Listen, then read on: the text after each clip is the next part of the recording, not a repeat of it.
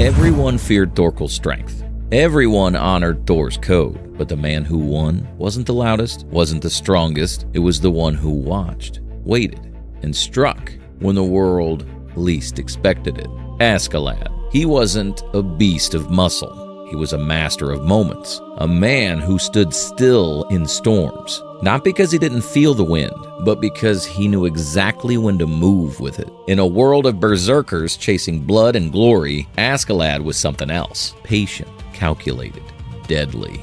And today, we're not here to glorify his blade, we're here to study his spine, the mindset, the mental warfare, the inner stillness that made him the most dangerous man in Vinland Saga. Because in real life, mental toughness isn't just about staying calm. It's about standing inside the chaos and choosing clarity over ego every single time. And that's something you can train.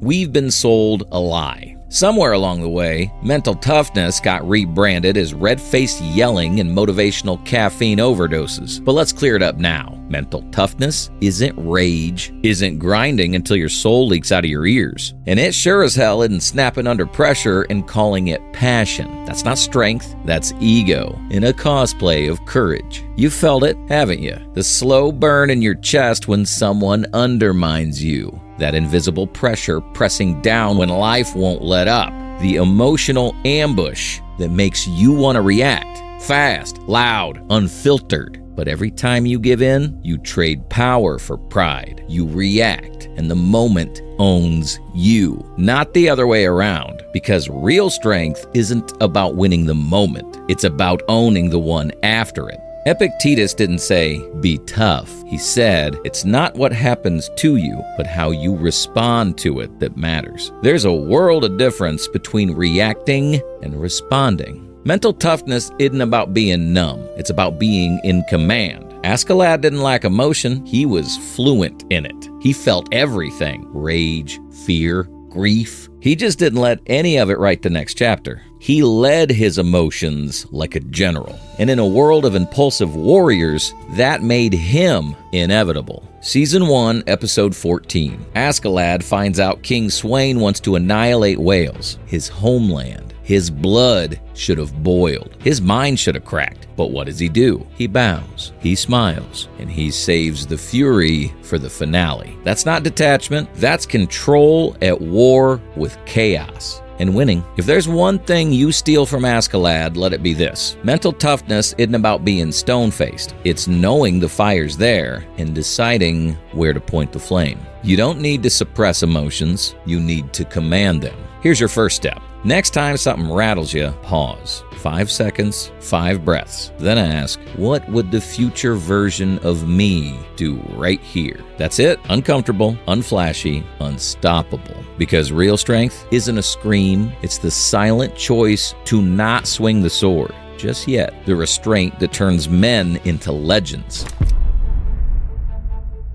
Let's be honest. If most of us were in Askeladd's boots, we'd be dead by episode 2. Not because we're weak, but because we'd be too busy reacting, too busy proving something, too busy yelling in a world that rewards silence with survival. Where others exploded, Askeladd observed. Here's the truth. Askeladd didn't win because he lacked emotion. He won because he refused to let it leak out as weakness. He didn't lash out. He stored it, refined it, sharpened it like a dagger tucked under the table. And when he moved, it wasn't random, it was revolutionary. He didn't strike to be heard. He struck to be remembered. Not out of impulse, but with intention that made kings bleed. This wasn't emotional shutdown. It was emotional precision. And that made him terrifying. He never wasted a swing. Season 1, Episode 19. Thorfinn challenges him again. Same rage, same fire, same predictable path. And what does Askeladd do? He humiliates him publicly, calmly, with a smirk sharp enough to cut steel. Not to mock, to teach. If you let your emotions control you, you'll always be my pawn.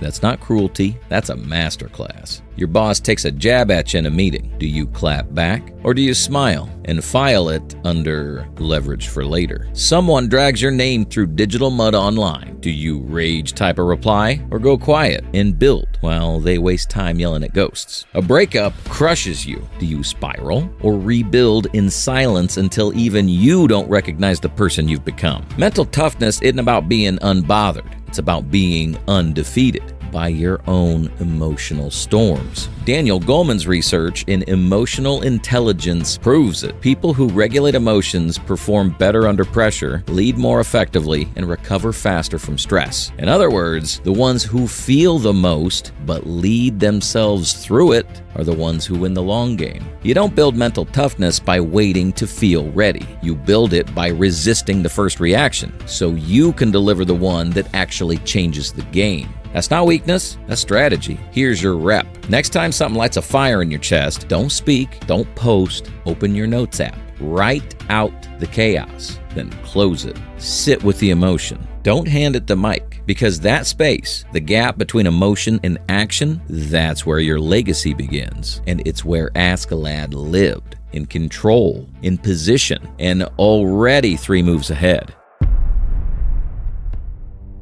Askeladd didn't stay composed by accident. He trained for it, mentally, emotionally, tactically, and he trained like he knew something most people don't. Life isn't a battlefield. It's a chessboard on fire, and most people panic while their king is still safe. The Stoics had a principle, prima ditatio malorum. Translation, don't fear disaster, rehearse it. They believed the mind should train in the dark so it wouldn't break in the light. And guess what? Askeladd lived it. He didn't walk into chaos hoping it would work out. He walked in knowing exactly what to sacrifice if it didn't. He expected betrayal, he expected pain, he expected disrespect. And he walked forward anyway. Not with hope, with armor. Season 1, Episode 22. King Sweyn corners Askeladd. Sacrifice your people or sacrifice the prince. Anyone else would have folded, but Askeladd, he calculates, he exhales, and with eyes full of finality, he kills the king. No shaking, no theatrics, just execution.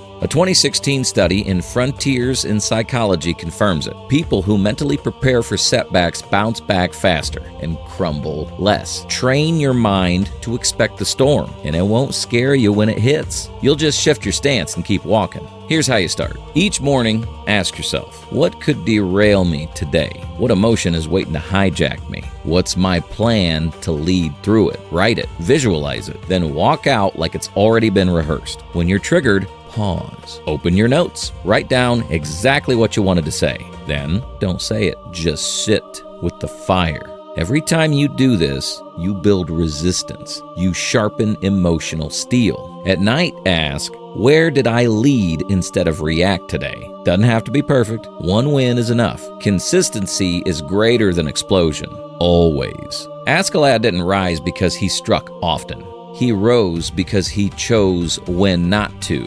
When others flexed for pride, he waited for leverage. And when he finally acted, the world couldn't unsee it.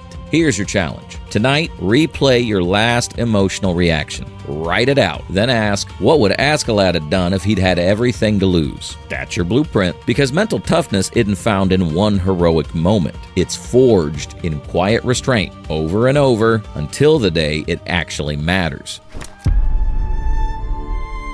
Most people chase control so they don't get hurt. Askeladd chased control to protect something bigger than himself. And that's where most people get it wrong. They master their reactions. They develop restraint. They flex their emotional discipline like it's a gym selfie, but they forget to aim it somewhere. You can be the calmest monk in the room. You can journal like Marcus Aurelius and cold plunge like David Goggins. But if you don't know why you're enduring, eventually the grind will eat you. You'll become a well-behaved burnout, a disciplined ghost. Because emotional control without a mission, that's just a quiet kind of misery. Askeladd wasn't just composed. He was committed to Wales, to legacy, to a future no one else could see. He didn't bite his tongue because he was afraid. He bit it because he was focused. He didn't endure out of pride. He endured because the people he loved didn't have anyone else to.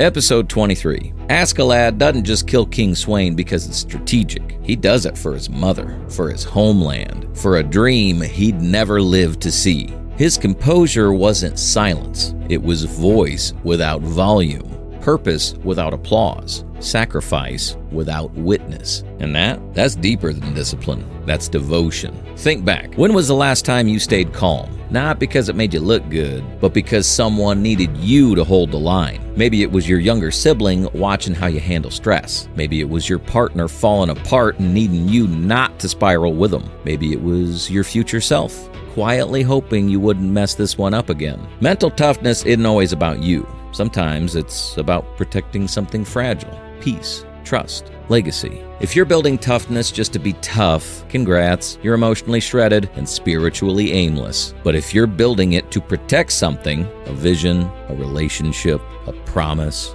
then every bit of restraint becomes sacred. Ask yourself, what do I need to stay calm for? What am I silently guarding? That's your compass. That's your sword. That's your real power.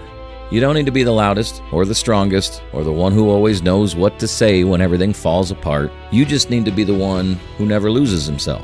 Because when the world is loud, chaotic, and boiling over, the one who stays anchored leads the room. The calmest mind doesn't just survive the battle. It shapes how the story ends, and it walks away without needing anyone to clap. Train like Askeladd. Think like Askeladd. Lead like no one sees you coming.